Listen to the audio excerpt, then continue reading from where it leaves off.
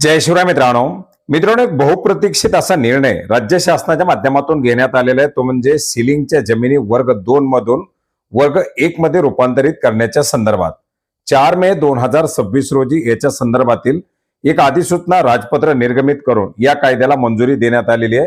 एकंदरीत कायद्यामध्ये काय बदल करण्यात आलेले तर नजराना किती असणार आहे याच्या संदर्भातील सविस्तर अशी माहिती आजच्या व्हिडिओच्या माध्यमातून घेण्याचा प्रयत्न करणार आहोत।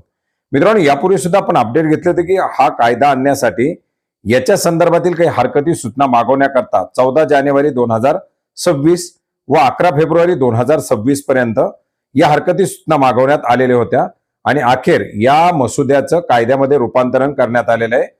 कायद्याला महाराष्ट्र शेतजमीन जमीन धारणेची कमाल मर्यादा भोगवाटदार वर्ग 2 चे भोगवाटदार वर्ग 1 मध्ये रूपांतरण करणे नियम 2026 असं नाव देण्यात आलेलं आहे।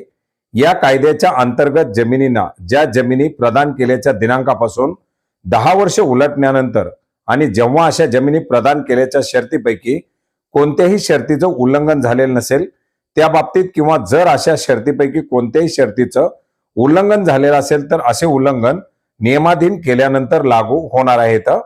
मित्रांनो, याच्या काही व्याख्या याच्या संदर्भातील विवरणपत्र किंवा रेडी रेकनरचा दर कशा प्रकारे असणार आहे त्याची माहिती देण्यात आलेली आहे आणि याच्या अंतर्गत जे काही वर्ग 2 च्या ज्या सिलिंगच्या जमिनी आहेत त्या वर्ग 1 मध्ये करण्यासाठी जे काही नवीन तक्ता देण्यात आलेला आहे।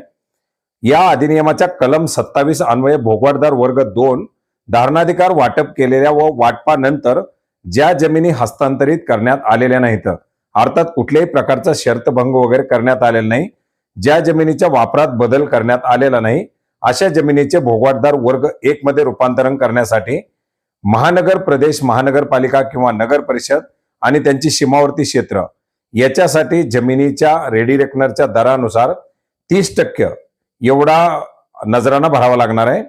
महानगर प्रदेश महानगरपालिका किंवा नगर परिषद आणि त्यांची सीमावर्ती क्षेत्र यामध्ये असलेल्या जमिनी व्यतिरिक्त इतर जमिनीसाठी हे रेडी रेकनरच्या दराच्या 25% एवढे अधिमूल्य भरावं लागणार आहे।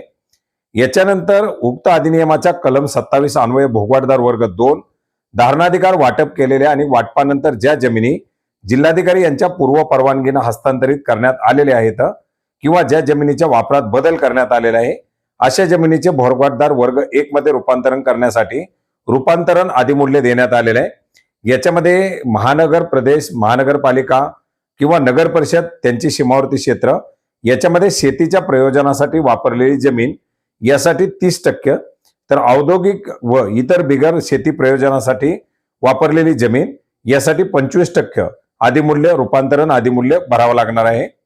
याच्यानंतर महानगर प्रदेश महानगरपालिका किंवा नगर परिषद व त्यांची सीमावर्ती क्षेत्र यामध्ये असलेल्या जमिनी व्यतिरिक्त इतर जमिनीसाठी शेतीच्या प्रयोजनासाठी वापरलेली जमीन यासाठी 25% आणि औद्योगिक प्रयोजनासाठी वापरलेली जमीन यासाठी 20% एवढं रूपांतरण अधिमूल्य भरावं लागणार आहे।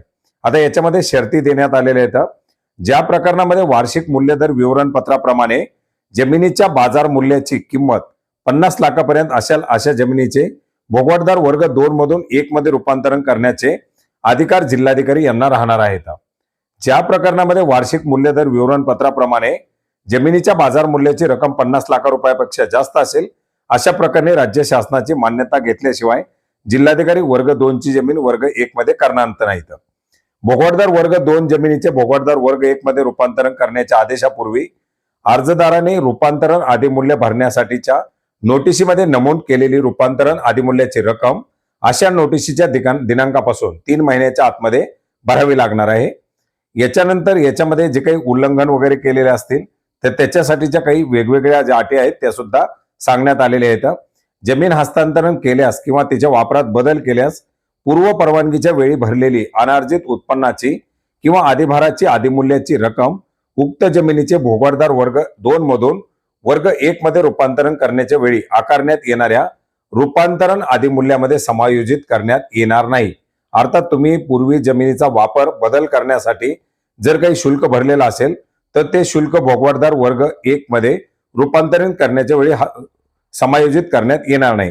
त्याच्यामुळे जी काही समायोजन रक्कम असेल रूपांतरण अधिमूल्याची ती पूर्ण रक्कम तुम्हाला भरावी लागणार आहे। तर मित्रांनो, अशा प्रकारे ह्या अतिशय बहुप्रतीक्षित असा निर्णय या ठिकाणी घेण्यात आलेला आहे, ज्याच्यामुळे सिलिंगच्या जमिनी वर्ग 2 मधून वर्ग 1 मध्ये करण्यासाठी मोठा दिलासा मिळणार आहे. मित्रांनो, हा कायदा आपण ऑनलाईन पद्धतीने डाउनलोड करू शकता. याची लिंक आपल्याला या व्हिडिओच्या डिस्क्रिप्शन बॉक्समध्ये सुद्धा देण्यात आलेली आहे. धन्यवाद.